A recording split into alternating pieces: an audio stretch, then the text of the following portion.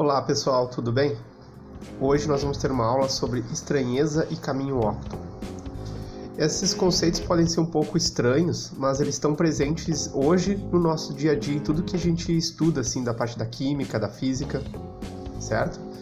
Então, para trazer isso de uma maneira mais clara, nós vamos fazer algumas comparações iniciais, né? Do que a gente estudou, do que a gente viu no colégio, né?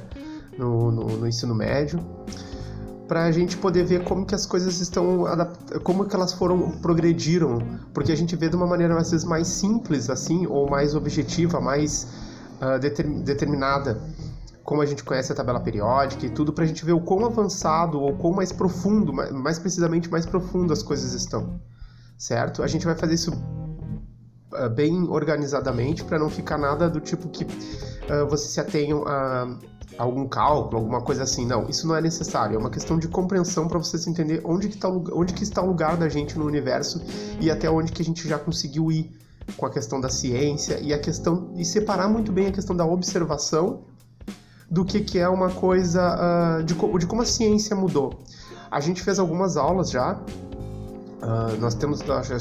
Já fizemos 13 aulas, 14 aulas no total do curso de extensão.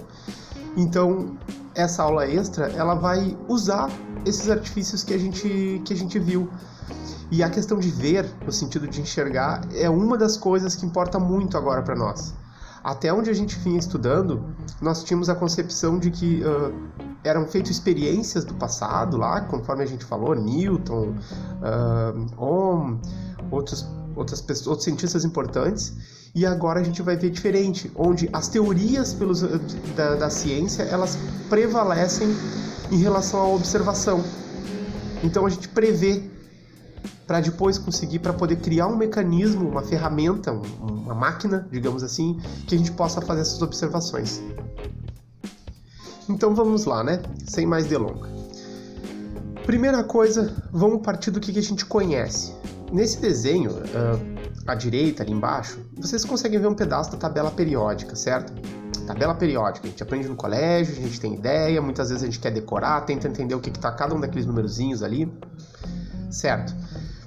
Do que a gente parte da tabela periódica? O que a gente entende como uma tabela periódica? É a tabela dos elementos básicos, né? Ou foi, melhor dizendo, a tabela dos elementos básicos da natureza, que compõem tudo que a gente vê, que a gente enxerga, que a gente toca, né? Que a gente sente. E é isso que a gente aprende, né?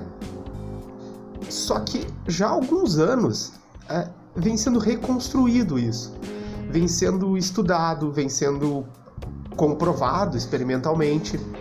Só que o formato dessa comprovação mudou. Antigamente se pegavam elementos conhecidos, faziam novos elementos a partir disso, e esses eram os elementos básicos, eram os menores elementos possíveis. Eram os elementos atômicos, digamos assim. O átomo, por si só, da ideia de átomo, seria, em grego, seria a menor partícula, a palavra representa indivisível, certo? E isso já há algum bom tempo atrás já não é mais verdade, mas manteve-se o nome, né? Então nós temos essa tabela como um fundamento, mas quando tu estuda um pouco a mais, assim, pesquisa na internet mesmo, mas faz um pouquinho mais profundo, já percebe que hoje a ciência já avançou de uma maneira que já tem informações do que compõem esses átomos. Um átomo, por exemplo, de ferro.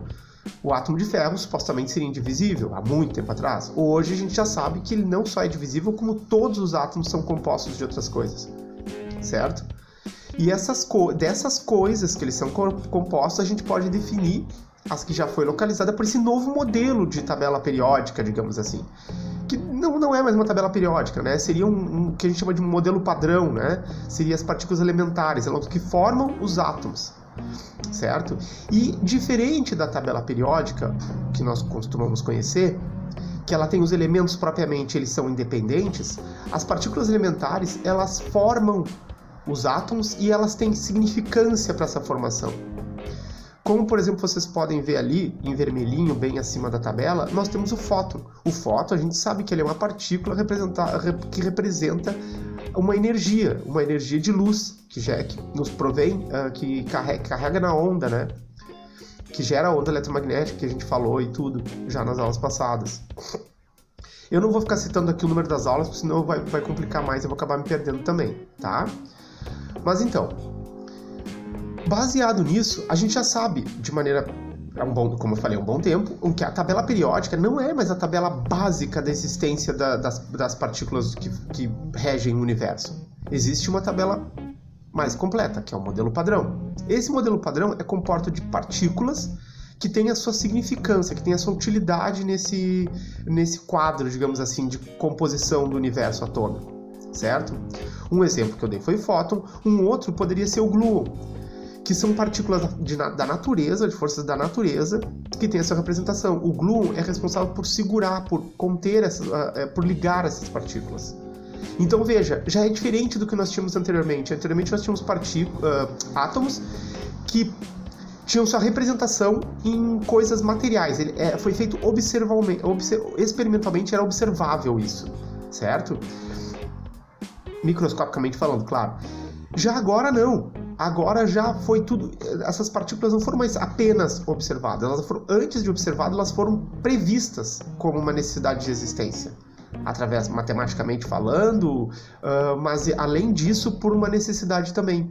Então, essa nova tabela, embora esse modelo padrão seja menor em termos de quantidade de partículas, elas são mais fundamentais, elas são mais necessárias do que se fazia antes, que era uma busca por uma quantidade de informação.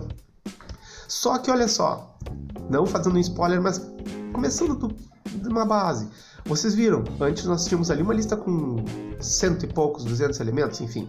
Agora, nós temos uma lista que aparece ali para vocês 16. De verdade, 17. O bóson de Higgs foi previsto e descoberto em 2012. Então, não está ali, mas tudo bem. Vamos colocar esses 16 aí.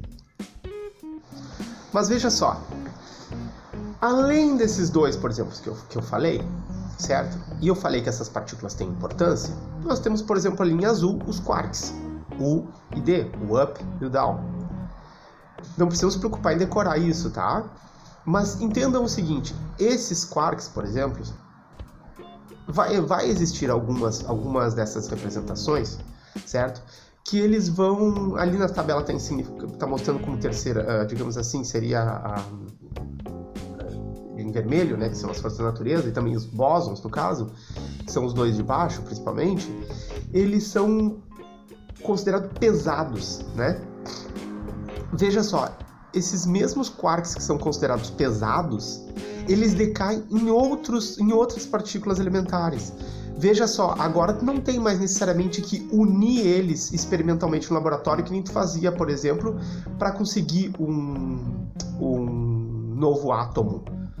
Agora tu percebe que antes mesmo de um átomo, as partículas elementares, elas trocam, digamos assim, elas mudam o que elas são por questão de decaimento.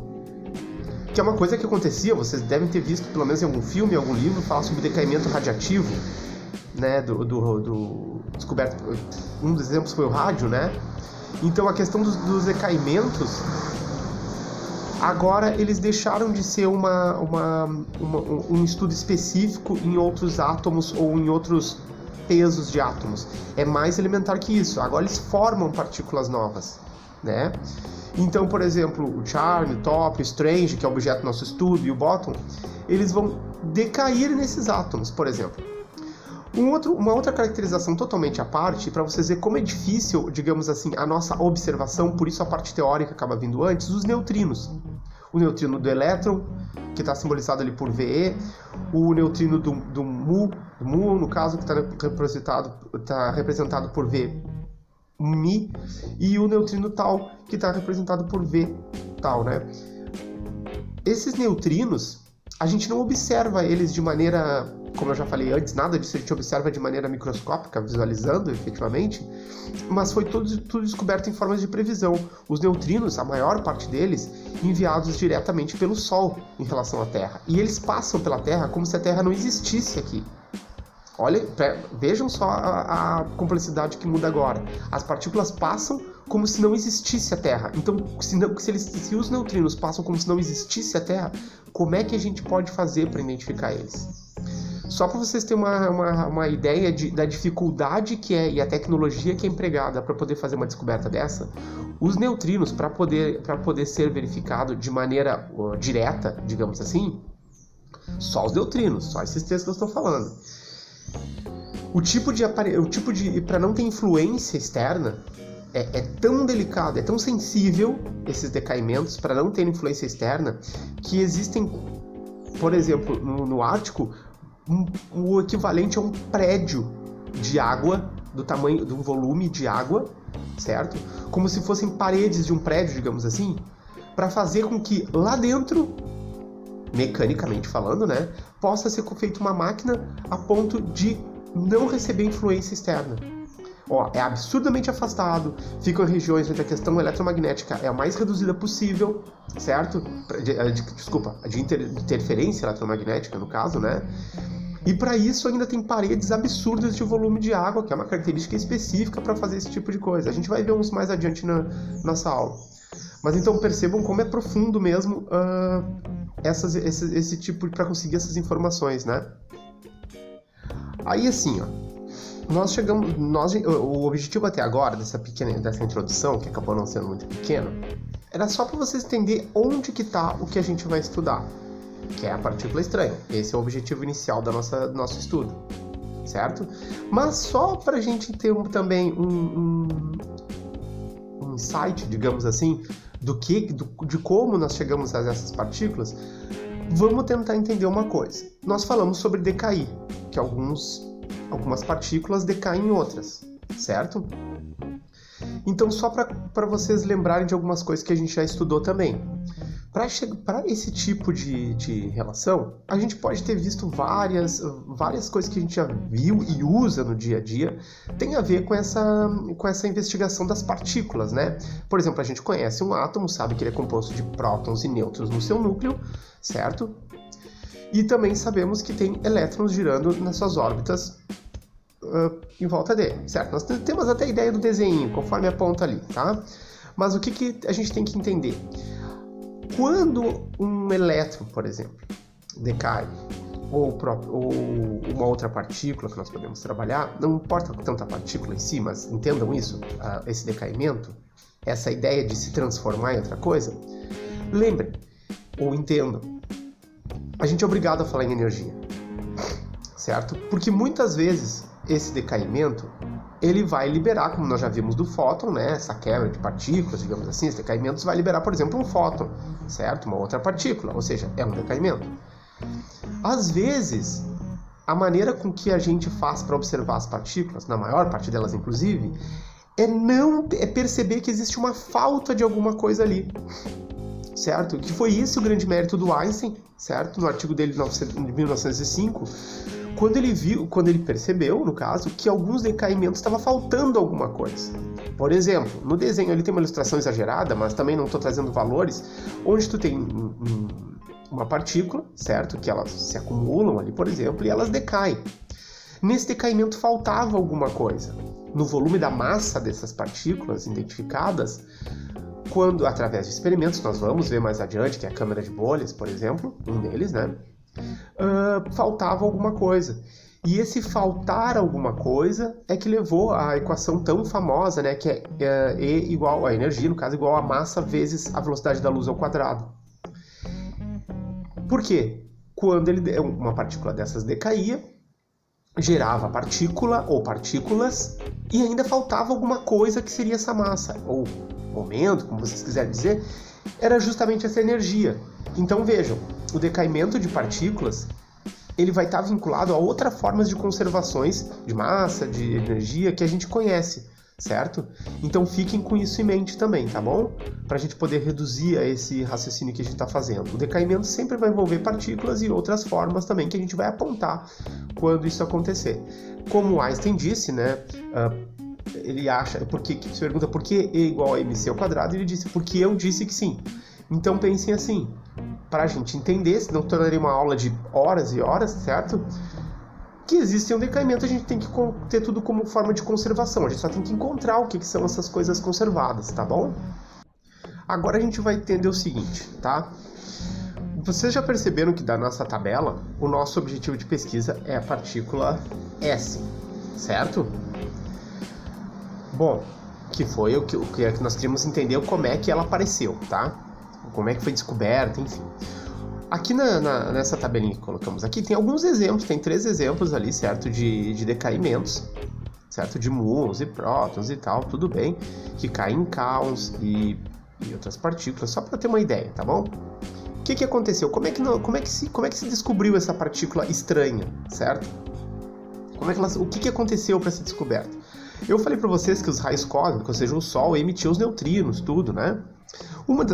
Um tipo de partícula que era emitida era os hadrons, que são as partículas pesadas. Veja, hadrons também vem do grego, pesadas e tudo. Isso é só conceito, é só informativo. Essas partículas, no caso o Cal, que é o casinho, e o sigma, que é aquele E ali, que é o E somatório, enfim, foram descobertos em 1951, certo? Foi analisado isso já em 51. Bom, então, após a descoberta dessas partículas, chegou o momento, né, através da periodicidade dos acontecidos, lembrando, tabela periódica foi estudada e organizada, como vocês bem sabem, através da periodicidade que acontece os elementos lá. Por isso que a gente tem os antanídeos, enfim, a gente tem agrupado de acordo com a sua periodicidade. Abraham Pace, que foi um cientista, ele percebeu, né, que algumas partículas elas eram exclusivamente produzidas em pares, certo? Sem a produção em pares, elas não aconteciam. Ou seja, não tinha uma partícula mais energia, né? Eram produzidas em pares. Tá, tudo bem. Isso tudo vocês vão ter que aceitar sim, porque senão nós ficaríamos falando sobre física de partículas durante umas boas, tranquilamente 6 a 7 horas, sem falha. Pessoal, só conceitualmente ainda, né? Claro que eu estou extraindo toda a matemática daqui, deixando só a parte conceitual, mas é para vocês entenderem onde é que nós estamos querendo chegar com a questão da partícula estranha. O que aconteceu? Vários fatores periódicos vocês sabem, né? Quando se repete na mesma quantidade, aquilo da mesma maneira. Vários fatores periódicos aconteciam repetidamente. E alguns caráteres, algum comportamento começou a se tornar, antes de ser verificada essa partícula, esse número quântico, digamos assim, né, esse detalhe, acontecia. A gente sabia que a energia se conservava, então quando não tinha massa completa como tinha que estar de acordo com as partículas, aquilo virou uma energia.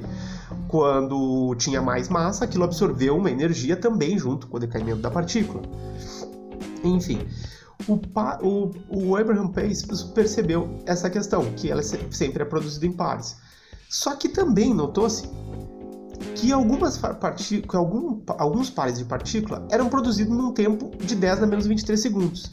Aí vocês vão dizer, tá, mas pera, porque ninguém falou sobre tempo até agora. Mas pensa assim, eram periodicidades, certo? A produção de 10 a menos 23. Era um padrão. Veja que nós estamos falando com tempos absurdamente rápidos, certo? Que a gente não costuma lidar com isso no dia a dia. O que foi observado? Que eu digo teorizado também, que esse decaimento dessas partículas não era tão rápido como era esperado. Alguns desses pares eram produzidos com decaimento mais lento, de 10 a menos 10. Essa observação, esse estudo, levou à concepção, e os nomes na física são literalmente uma salada de fruta, né? Foram determinados, alguém olhou lá e disse, poxa, isso está estranho. Pronto, o nome da partícula era estranho. Então tinha alguma coisa estranha acontecendo com essa produção de pares que já era observada, certo? Então, o que acontece? Como existia essa produção de pares, já tinha sido observado por Abraham Pace, e já estava taxativo, que a média era uma produção no tempo de 10 a menos 23. E quando é calculado esse tipo de média por cientista, não é do tipo assim, uma 10 a menos 15, uma 10 a... Não, era 10 a menos 23 segundos. Podia ter uma variação minúscula, certo? Vocês podem ver que só fica aparecendo o 10 elevado a uma potência, não fica aparecendo um número na frente. Esse número na frente podia ser 0,5, 0,6, 12, 20, tanto faz, mas é um número muito pequeno quando a gente trata uma potência tão baixa, no caso tão alta numericamente falando, né? Então esse decaimento de alguns desses pares, eles eram mais lentos que os convencionais. E isso já fez criar essa possibilidade de estranheza, essa questão de partícula estranha, alguma coisa estava estranha ali. E a determinação que ele percebeu é que esse estranho, essa questão, essa coisa estranha que estava ali, que não, no caso não era energia, era um outro fator, ele foi chamado de estranheza. Ou seja, essa estranheza, essa diferença no decaimento, certo? Ela tinha um padrão, que era, no caso, era sempre verificado e foi tratado dessa maneira, com que os kaons e os sigmas, exclusivamente os kaons e sigmas, eles possuíam essa questão da estranheza. Ou o kaon decaindo com +1, eles chamaram de +1, são valores arbitrários, tá? E uma estranheza para o sigma, né, de -1. Claro que depois foi verificado N partículas que conservavam essa questão de existir uma estranheza para elas, certo? Para esses decaimentos. Veja que agora a gente não está lidando com uma única, né? A gente está lidando com mais de uma, como eu falei. O P-, com um próton positivo, com um próton mais, decaiu num K+, por exemplo, e um sigma menos. E ali se mantinha. O K tinha uma estranheza +1 e o sigma uma estranheza -1. Era um padrão de acordo com o tempo de decaimento deles. E veja, nessa outra observação feita para poder chegar à conclusão desse fato de existir uma estranheza, é que numa reação, por exemplo, certo?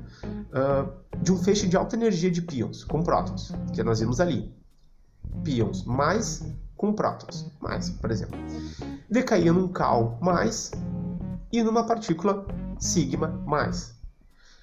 O que acontece? Tava padrão, tava aceito. Já uma outra reação, certo? Aceita e padrão também, que era um pion positivo, um pion mais com um próton decaindo num pion mais com um sigma mais. Não violava nenhuma lei estudada da física, já conceitualizada, isso na época, certo? Em 1960, por aí. Ou 50 e poucos, não violava nenhuma outra lei da física que tinha sido estipulada até a época. Mesmo assim, existia uma variante nisso aí. O que acontecia? Ela só acontecia, essa reação só podia acontecer, ela foi teorizada e depois verificada experimentalmente, ela só podia acontecer quando ela respeitava o fato de existir a conservação da estranheza. Ou seja, os agrupamentos de partículas que foi dado como +1 e -1, por exemplo, eles efetivamente foram verificados através da ideia de formação através de pares, que eles só aconteciam em certas partículas. Algumas outras reações não aconteciam. E aí se percebeu que a estranheza não era mais simplesmente uma observação estranha da natureza, das partículas no caso. E sim, ela se conservava. Por isso que essas partículas mantinham esse padrão. Por isso foi possível prever outras reações, mesmo sem tendo ser vistas experimentalmente ainda. O que a gente entendeu então até aqui, tá? Para ser mais preciso, até só confirmando o slide anterior, em 53, tá? O que nós tínhamos em 53? Gell-Mann, certo? E Nijima, no Japão, totalmente independentes. Lembrando que naquela época sem internet, tá? Para poder trocar informação, conhecimento que a gente tem hoje, que tu abre a internet, pode acessar tudo isso que eu estou falando e procurar a fundo outras partículas também, como que foi descoberto cada uma, como que se percebeu cada informação. Gell-Mann e Nijima, independente e no mesmo ano, eles verificaram que existia esse número quântico, digamos assim, quântico, por questões que vocês já devem ter visto, né? Em relação a tamanho daí, certo? Vamos tratar isso assim, número quântico como relação a tamanho. Esse número quântico S, que era essa determinação, que era uma partícula estranha, certo? Essa estranheza, esse S, digamos assim, esse número quântico, essa propriedade, ela não estava presente em todas as partículas e nos decaimentos, somente em algumas partículas que eram partículas estranhas, certo? Que eram partículas estranhas. O decaimento delas visualizado, por exemplo, em algumas experiências que a gente vai ver mais adiante, eles não aconteciam, era só exclusivamente em algumas partículas. Se a gente considerar que existem essas partículas que nós estamos falando que possuíam essa propriedade que era estranheza, ela era conservada e ela só possuía interações fortes e eletromagnéticas, que são dois tipos de interações da natureza, certo? E nunca acontecia em interações fracas. Então a gente já tinha algum tipo de de seleção, digamos assim, para perceber isso. Logicamente que, digamos assim, classificatoriamente, como se fosse uma tabela periódica, fazendo sempre uma analogia à tabela periódica, para essa tabela de modelo padrão, nós podemos dizer que quando ocorria interações fracas entre partículas, certo? Por exemplo, lembra dos neutrinos passando pela Terra, os raios cósmicos? Vamos supor, tá, que as partículas não interagissem com nada. Quando essas partículas não interagissem com nada, ou algumas que fossem verificadas assim, a gente saberia que ali a estranheza, o número quântico, ele teria valor zero, por exemplo, porque não aconteceria essa estranheza, não possuía estranheza, certo? Isso foi uma maneira de classificar essa partícula, né, e classificar esse comportamento estranho da natureza. E assim, certo? Em 53, no volta 53, 54, foi possível, os cientistas conseguiram identificar que existia uma propriedade intrínseca das partículas que se chamava estranheza, certo? Inicialmente elas foram observadas exclusivamente no Cal e no Sigma, conforme eu mostrei lá nos exemplos, certo? Somente produzidas em pares, que já era um caráter anterior. Algumas partículas não eram necessariamente produzidas em pares, certo? Conforme Abraham Paris viu, ele verificou que elas só eram produzidas em pares, essas partículas estranhas, e que inclusive possuíam essa conservação da estranheza, digamos assim, certo? E o experimento que foi feito para verificar isso foi a câmara de bolhas, que nós vamos falar agora. Agora vamos falar sobre o experimento da câmara de bolhas. De novo, vai ser uma pausa para vocês entenderem como é uma câmara de bolhas, o que é a proposta desse experimento. Ele existe de minúsculos experimentos minúsculos que eu digo relativamente pequenos, assim, de colocar sobre uma mesa de maneira bem simbólica, até experimentos de câmaras de bolhas de tamanho de prédio, como eu falei lá no começo para vocês, tá? A ideia é a seguinte: é isolado, é colocado um líquido, certo? O líquido ali, vamos pôr a água, um exemplo, tá? E ele é colocado de maneira a ficar totalmente isolado do resto, certo? Sem sofrer interferência externa, tá? Por isso a questão que eu falei antes, da grossura das paredes, etc, etc. Ou do material que é usado, enfim, tá? Para que esse líquido não sofra alteração, ele é aquecido, termicamente falando, aos poucos. Muda-se a temperatura dele aos poucos. Vamos dar um exemplo da água, certo? Vai mudando a temperatura aos poucos. E ele passa um pouquinho, muito pouco, da temperatura de ebulição. Isso teórico. Só que, como não tem nenhuma influência externa, ele continua no mesmo estado. Como nós podemos fazer uma analogia? Vamos pensar numa cerveja, por exemplo. A cerveja você já deve ter visto na geladeira. Vamos supor que ela congele a 3 graus negativos. Tu abre a geladeira, ou 4 graus. Tu abre a geladeira, vamos pensar 4 graus negativos, perfeito. Tu abre a geladeira e a cerveja tá lá, líquida. Tu consegue ver que ela tá líquida, ela não tá congelada. É tão importante não ter nenhuma perturbação na câmara de bolhas, por isso tão sensível à ideia do experimento, que se tu pega a cerveja na geladeira, por exemplo, como uma analogia, e tu coloca a mão nela, pronto, ela congela. Teve uma perturbação externa, uma alteração qualquer que fosse, uma diferença de temperatura, ou tu chacoalha, ou tu bate, certo? Esse é o exemplo no caso da cerveja. E, analogicamente, nós podemos tratar como isso no líquido. Por isso é tão importante a precisão e o isolamento desse líquido numa câmara de bolhas.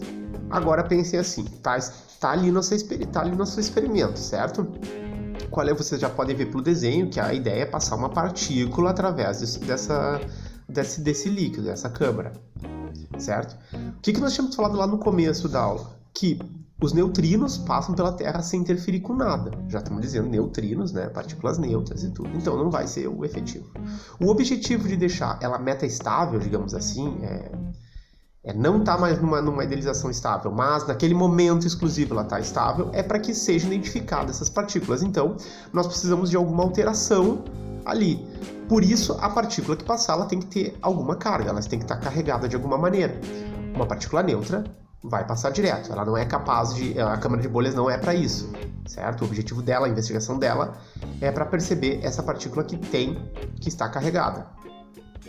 Aí, só lembrando, nós vimos numa aula também, no curso lá presencial, que no experimento de Rutherford, por exemplo, com as partículas alfa numa folha de ouro, foi identificado o tamanho das partículas, no caso, quando os elétrons batiam ou passavam por essa folha de ouro sem causar nenhuma perturbação. Lembrando, elétrons, partículas carregadas. Então, é necessário uma carga, né, nas partículas para identificar, tanto no experimento de Rutherford, quanto no experimento que nós estamos falando agora, que é da câmara de bolhas.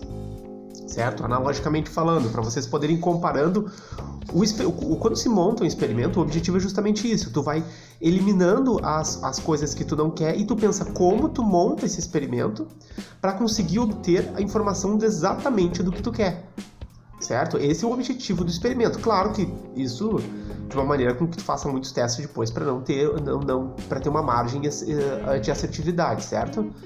Então tá, só num comparativo para vocês, os experimentos que a gente fez, né? O ideal, como eu falei antes, para poder entender todas as partículas, ou ter uma ideia desde um elétron, desde a composição deles, de quarks, tudo, seria verificar experimentos do J. Thomson, dos raios catódicos e tudo, fazer experimentos sobre as partículas alfa, do Rutherford, enfim. Só que nós estamos organizando para o nosso objetivo aqui.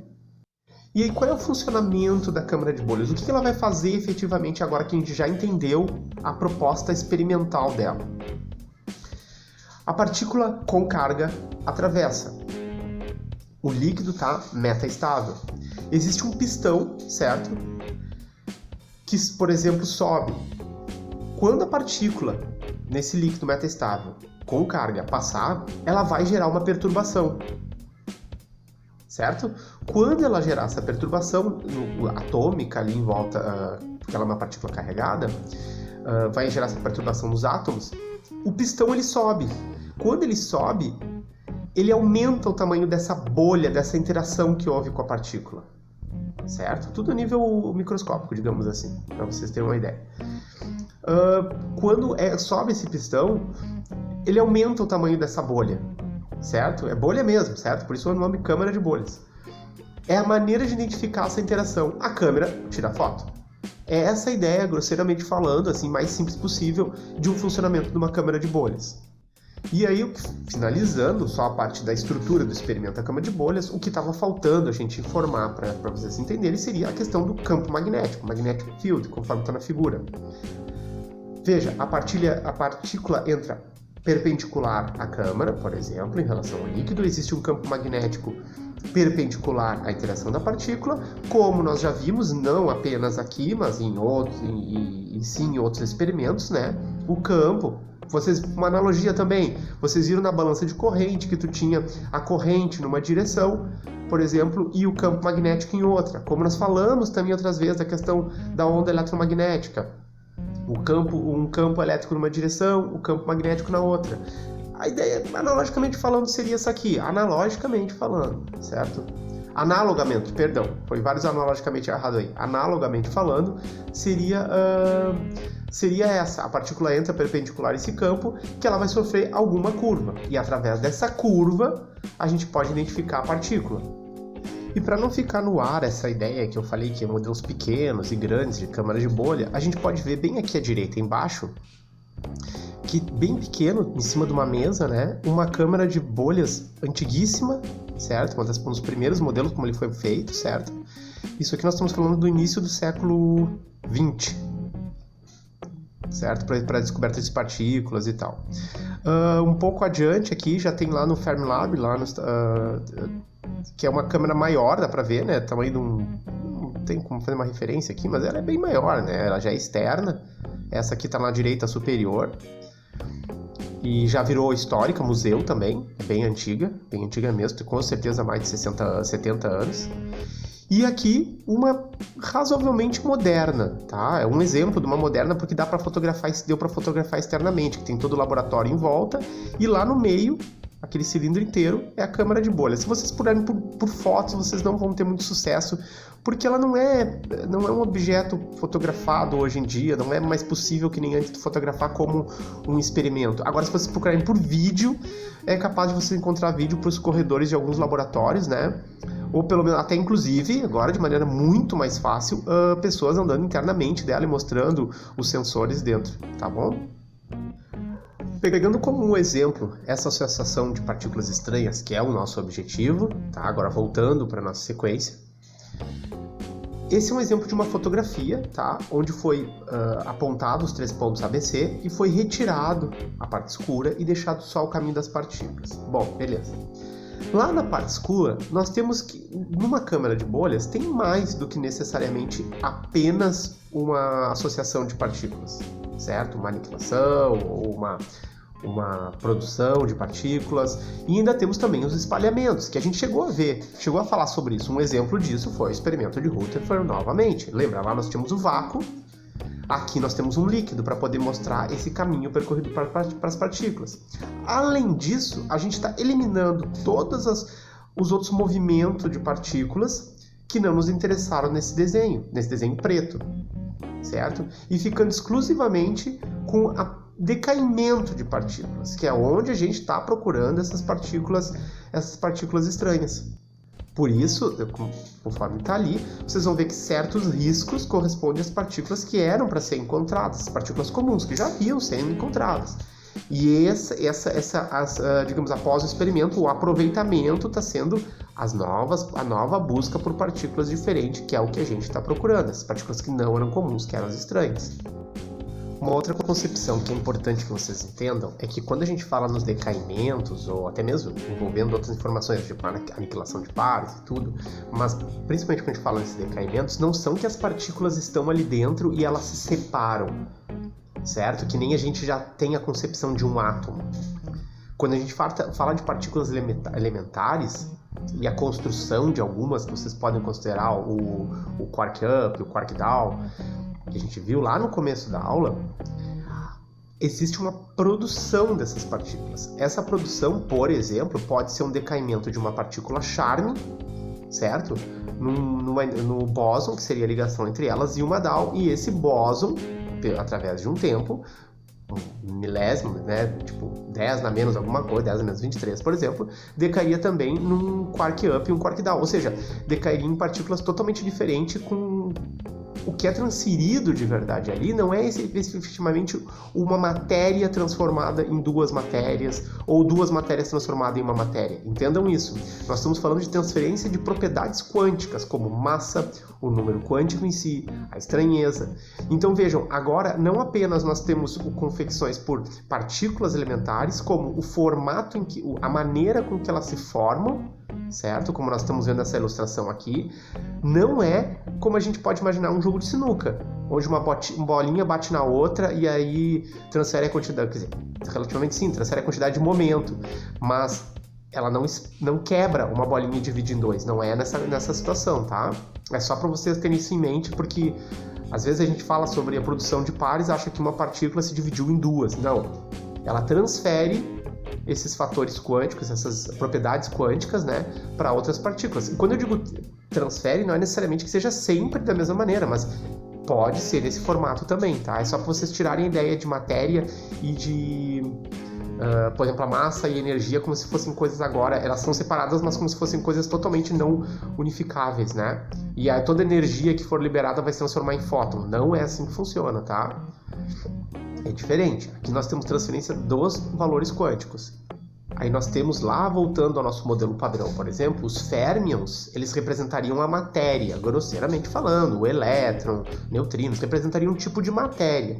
Os bósons, que é aquela última força da natureza, que a gente apontou também como uma partícula, representam uma interação dessa matéria. E ali estaria, por exemplo, o fóton. E mesmo ali estando o fóton e o gluon, que seria aquela interação que gera da matéria, nós temos os bósons, necessariamente, que são os pesados. E isso também é separado. Então, por isso que é importante a gente entender por que a gente está estudando a partícula estranha, porque é uma característica específica que envolve, que faz parte do grupo dos quarks, né? Mas que isso é separado da ideia de dizer que uma partícula só poderia virar duas por esses critérios, né? Por existir massa e tudo, e o gluon seria só energia. Não. São transferências de fatores quânticos, certo? Agora, interpretando a nossa imagem ali embaixo, nas retinhas, então, por exemplo, só um exemplo para vocês. Tem um pion negativo, tá? E imaginem as bolinhas de sinuca. Quando há aquela interação ali, Vocês percebem que no ponto A, digamos até o ponto B, na foto de cima, não tem nada, não tem nenhum risco. Tanto do A até o C, não tem nenhum risco também? Pois é. Em compensação, no ponto B, separa para cima e para a direita. No ponto C, vindo do ponto A até o ponto C, a partir do ponto C, já continua reto e uma curva para baixo. Quando a gente tem uma interação elétrica, certo? Que existe uma carga, é o esperado, veja só, quando existe uma interação elétrica, é esperado que na câmara de bolhas tu vai poder enxergar. E o que acontece? A gente não consegue enxergar. Então, esse é o tipo de associação, é o tipo de informação onde uma partícula estranha, onde pode ser determinado e entendido essa questão da partícula estranha.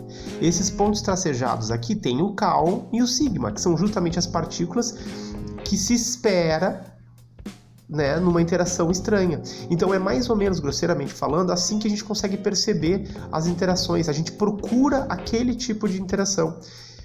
Entende? Então, tipo, por exemplo, no líquido, esses traços retos são partículas, por exemplo, que não estão carregadas, mas... Quer dizer, estavam carregadas, mas não interagiram com nada. Perfeito.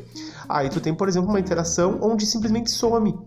E o caminho que se segue de maneira natural dessa interação produz exatamente o que nós esperamos, só que sem interagir com aquele meio ali. Ele só volta a aparecer a interação das bolhas em C e em B.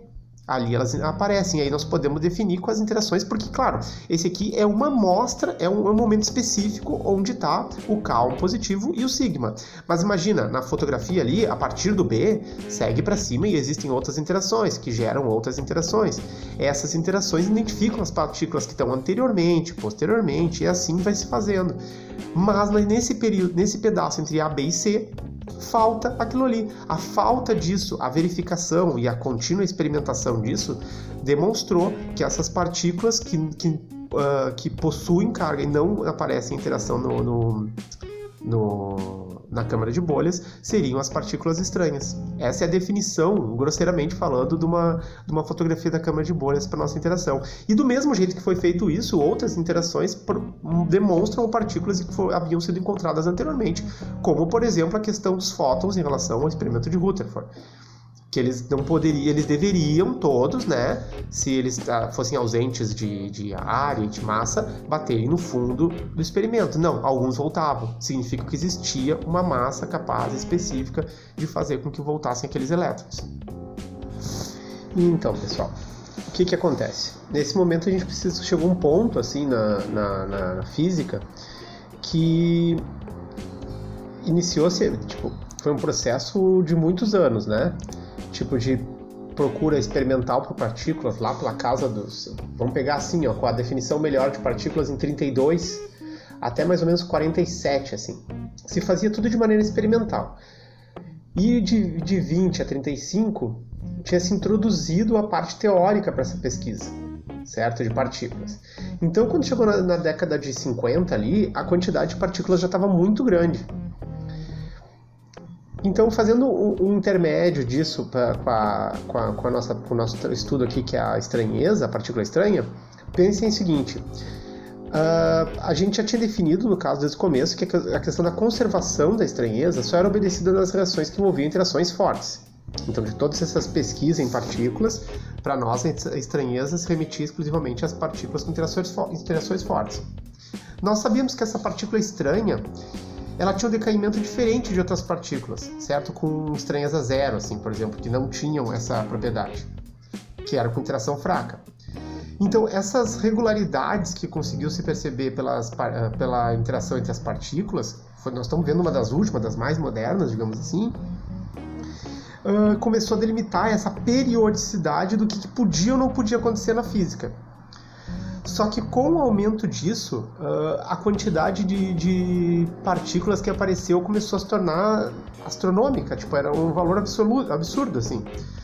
Aqui tem uma fotinha à direita do Physics Letters B, né, que é uma organização das partículas. Isso aqui é como se fosse um guia telefônico, para vocês terem uma ideia. Olha a grossura que era isso aqui, realmente deve dar uns 3 dedos mais ou menos assim. Isso aqui era um volume específico, era o Physics Letters B. Tinha outros, né? Então, assim, com esse volume, a necessidade começou a, não só descritiva, né, porque os nomes começavam a ser muito randômico, né, utilizaram praticamente todo o alfabeto grego para poder fazer essas determinação das partículas.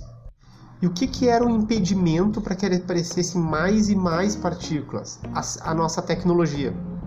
Porque quanto mais energia se dava para uma partícula, quanto mais energia se colocava no sistema, mais tu conseguia interações. E nós estamos falando de energia na casa dos giga-electrovolts. Se vocês não lembram o electrovolts, a gente pode ver, pode fazer nas perguntas, depois eu explico ali separado, tá? Mas a questão era essa, tipo, quanto mais energia se colocava, ou seja, quanto mais tecnologia se tinha, mais partículas conseguia se encontrar.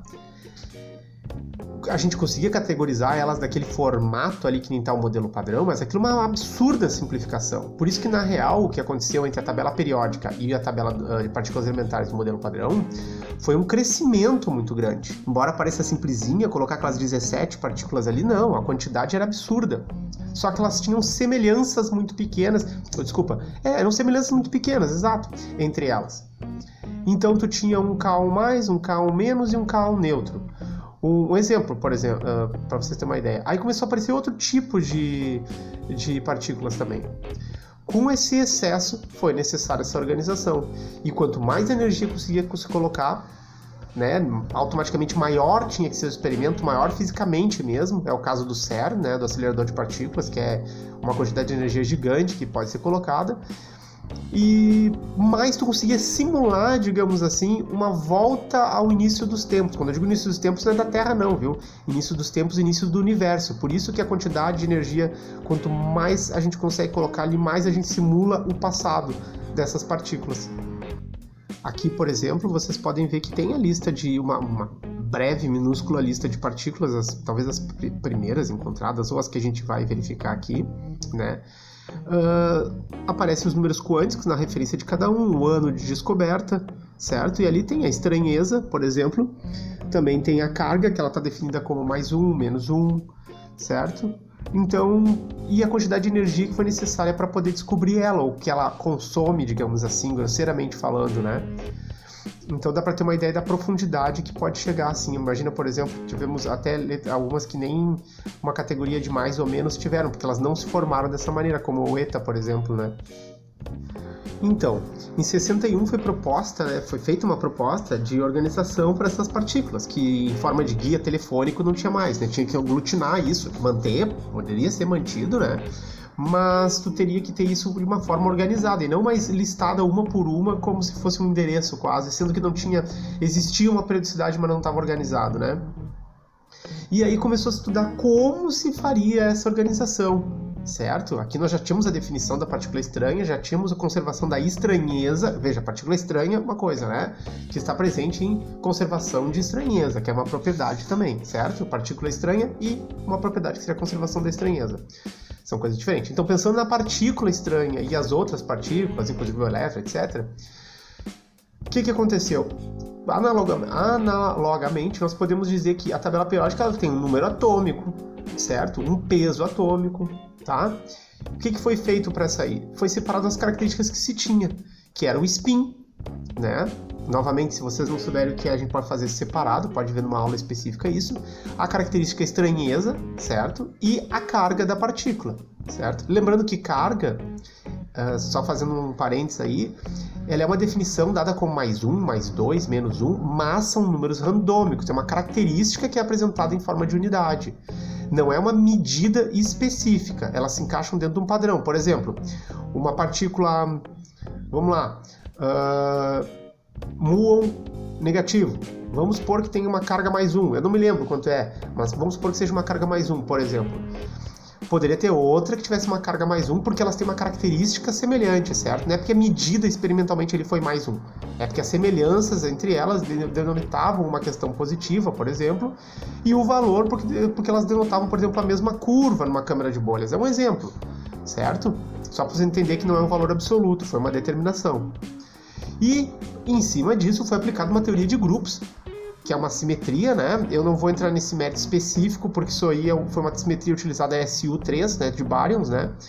Que a parte teórica dessa teoria de simetria é uma parte da matemática, uma matemática bem pesada de verdade, certo?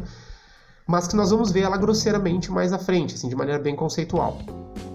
Então, para a gente entender essa questão dessa organização, foi aí que entrou o Gell-Mann, em 61, com essa proposta. Ele deu uma ideia de como ele achava, né, que poderia ser organizada essas partículas. E disso veio o caminho octo. A organização que ele propôs, ela foi equivalente ao Mendeleev, né, que propôs a tabela periódica. Ele introduziu essa ideia do caminho óctuplo, que é sim uma característica budista e tudo, sobre as características da vida e tudo, filosoficamente falando, mas na prática, certo? Era feita uma separação das partículas, certo? Isso tudo aconteceu 10 anos depois de ter sido descoberta a primeira partícula estranha, porque alguém fez o experimento, lembra a teoria e a localização efetiva experimental, e independente disso, é interessante dizer que o Gell-Mann levou essa aí, mas independente disso, o Niemann também fez, que era um outro cientista. Ele fez um trabalho semelhante, só não levou o nome pela definição, pelo modelo, porque o Gell-Mann propôs essa ideia caminho óctuplo e pegou. E tem muito disso, né? Tanto os nomes, assim, são muito relativos na física, né? Nem sempre teve uma explicação, raramente teve uma explicação lógica exata porque o nome de alguma coisa recebeu tal nome, né? Às vezes tem relação, às vezes não tem nenhuma relação. E quanto mais atual nós estamos falando hoje, em 2022, mais randômica é essa nomenclatura. Hoje tem pesquisas que praticamente têm nome de filme de ficção, por exemplo, como Dark Side. Existem pesquisas chamadas Dark Side. E isso tem a ver com o lado negro da força do Star Wars. E é trazido para a física de maneira análoga, para fazer uma referência e tudo, porque já não tem mais muito o que tu nomear especificamente. Já tem que criar, já faz muitos anos que é necessário criar essa nomenclatura. E a organização desse caminho óptico se baseava por uma coisa fundamental das partículas, os baryons e os mesons, porque era a relação dos padrões geométricos utilizados para essas partículas, certo? Lembrando que os baryons são agrupados como eu mostrei lá na primeira tabela, são agrupados de partícula, e mesons, outros agrupados de partícula. E então, para definir isso, essa proposta do caminho óctuplo, certo? O Gell-Mann organizou da seguinte maneira: ele pegou os baryons que ele tinha como definição, tá? E dá para ver pela tabela, pelo desenho aqui, no caso, a formação que ele colocou. Essa formação aqui, apontada, ela não foi randômica. Foi uma definição que ele encontrou, onde ele separava a carga elétrica. Todos os baryons possuem o spin 1,5, certo? Ou meio, preferem dizer. Então é uma característica assim: baryons, eles possuem spin 1,5, separa eles aqui. Aí o que ele teve ali? Aí ele teve ali 3, 4, 5, 6, 7, 8 partículas, perfeito. Vamos organizar as cargas elétricas, -1, 0 e 1. E vamos organizar pela estranheza. Isso não surgiu na mente dele do nada, ele foi fazendo, consequentemente ele chegou nisso e vinculou a teoria de grupos SU3 da matemática. Com isso, com essas semelhanças que ele encontrou, não existia um padrão para esse raciocínio, por isso a beleza do raciocínio dele, né? Ela seguiu uma propriedade teórica matemática, como eu falei, uma matemática bem pesada, se for analisar a fundo, até lembrando, porque nós estamos falando de spin 1,5, uma figura plana. Hoje, se nós fosse colocar todas as partículas, elas vão se encaixar assim. Existem propriedades que não são mais de figuras geometricamente planas, elas vão representar figuras num espaço 3D, e aí já não é mais o grupo SU, seria um grupo diferente. Lembrando, tudo numa análise que nós estamos vendo conceitual. O que ele fez? Ele não pôde colocar isso num formato como está a tabela ali, uma linha horizontal e uma linha vertical. Ele teve que colocar uma linha inclinada para aquilo ali, porque existia diferença entre elas. Nessa diferença, ele conseguiu chegar nessa figura, através dessa teoria de grupo. Quando ele vinculou a teoria de grupo a isso, a perceber o que fazia uma com a outra, a relação dos quarks, principalmente, que a união desses quarks geravam essas partículas, finalmente ele conseguiu aplicar isso e demonstrar isso, como que seria essa organização, e ela foi aceita, talvez, diferente de Mendeleev, pela quantidade absurda de partículas. Foi a única organização que foi exata, possível de ser feita. Qualquer outra organização, ela se dava de maneira linear. Veja bem, nós estamos falando de uma pessoa que recebeu um título, né, o nome de descoberta para a organização do caminho óctuplo, que proporcionou a ideia do modelo padrão, tudo, mas vendo tudo isso de um ponto de vista totalmente artesanal, digamos assim. Ele construiu com algumas teorias que ele tinha e veja só, foi a mais aceita. Por isso se tornou o caminho óptico. Essa proposta do Gell-Mann de utilizar a teoria de grupos para explicar a separação das partículas nesses octetos, ela acabou sendo muito exata. Além de ser uma matemática pesada pontualmente, na teoria de grupos aplicada para essa figura plana do octeto, ela deu muito certo. Quando a gente pega, por exemplo, uma partícula em que tem estranheza zero, como o eta, ali o nzinho, digamos, e ele tem uma carga, por exemplo, de zero, porque lembra que agora não é uma vertical, certo? Nós temos o horizontal, que é a estranheza, e umas linhas em diagonais, que são -1 da carga, 0 da carga e mais 1. Quando ele verificava isso, ele sempre deu certo, então, por isso que foi utilizada a teoria de grupo SU3, porque seriam os valores daquelas partículas. Por exemplo, se a gente perguntar, qual é a estranheza do eta? 0, sempre 0. Qual é a carga do eta? 0. E se a gente for ver, por exemplo, a que grupo, aonde que ele pertencia, sempre vai dar tudo certinho. O spin vai ser sempre o spin, por exemplo, 1,5, porque ele vai ser um bário. Então, essa montagem, ela acabou fazendo certo, o que levou a algumas descobertas posteriores daí, teóricas no caso. Para não deixar passar totalmente despercebido, só lembrando, certo? Os octetos de meson, por exemplo, né, o caminho óptico do meson, que tem um spin 0 daí, ele vai ter outras relevâncias que vai fazer encontrar essas partículas da mesma maneira, da mesma distribuição, certo? Repara aqui que nós temos também um N, tem um eta aqui, que ele não aparece na figura. Vocês, claro, talvez não saibam disso, mas existe um eta aqui que não aparece nessa figura, certo? Porque o eta só foi descoberto bem posteriormente, utilizando uma teoria de quarks, né? Para poder definir isso precisamente. E aí você deve estar pensando, tá, mas e aí? Ele fez tudo assim, foi desse jeito? Então, em um momento ele foi verificar os spin 3,5, o Gell-Mann. E aí em 62 ele falou essa frase: existe um bárion de spin 3,5, carga -1, estranheza -3. E a energia de repouso 1680 mili-electrovolts, aproximadamente. Se procurarem a partícula ômega-, como estou propondo que seja chamada, estou certo que a encontrarão. Em 69, ele recebeu o prêmio Nobel por essa descoberta. Essa partícula é essa bem aqui de baixo, certo? Essa que aparece o ômega ali, ó, bem pequenininho, certo? O ômega-. Ele acertou, só que deu 1682 mili-electrovolts, se não me engano. Então, o que acontece? Ele tinha montado o octeto aqui em cima, conseguia fazer até claro que o octeto na forma inicial, depois ele podia se expandir, assim como eu falei para vocês, existem também figuras que têm dimensões 3D, né, no caso, que nós não vamos falar sobre elas aqui, mas nesse decupleto de baryons, digamos, que ele já tinha montado, certo?